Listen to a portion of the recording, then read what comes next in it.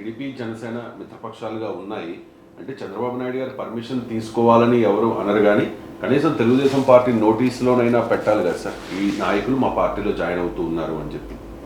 Telugu Desam party నోటీసులో పెట్టాలి అన్న నిబంధన ఎక్కడుందండి? తెలుగుదేశం పార్టీలో చేరినప్పుడల్లా జనసేన నోటీసులో పెడుతున్నారా?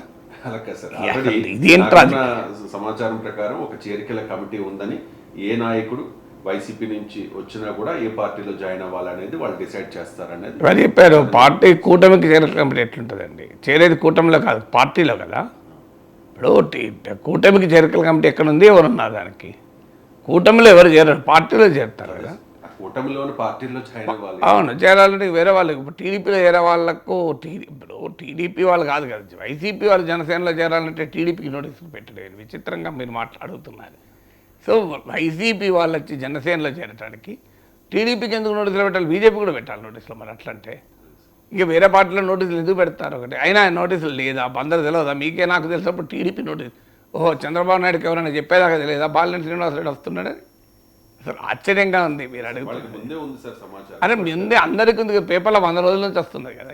ఇవాళ కొత్తగా ఇదేదో నోటీసులో పెట్టి అంటే this is to inform you that Balineni Srinivasareddy, Samineni Udayabhanu are likely to join our party అని లెటర్ ఇవ్వాలన్నా పవన్ కళ్యాణ్. నోటీసులో పెట్టడం ఏంటి? నాకు నిజంగా అర్థం కాని విషయం. నోటీసులు ఎందుకు పెడతారు? ఎందుకు పెడతారు? ఆయనదో పార్టీ ఈయనదో పార్టీ.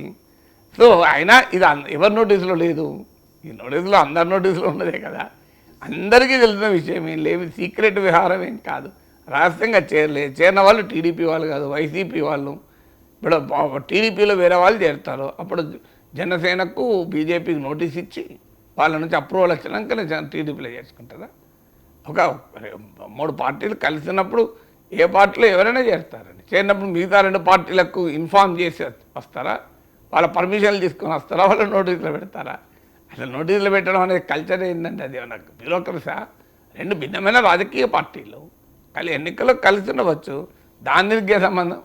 అందువల్ల నోటీసులు నోటీసులు ఎవరు పెట్టాలని నిబంధన ఎక్కడా లేదు. టీడీపీ వాళ్ళు అన్నారా మా నోటీసులో పెట్టలేదని?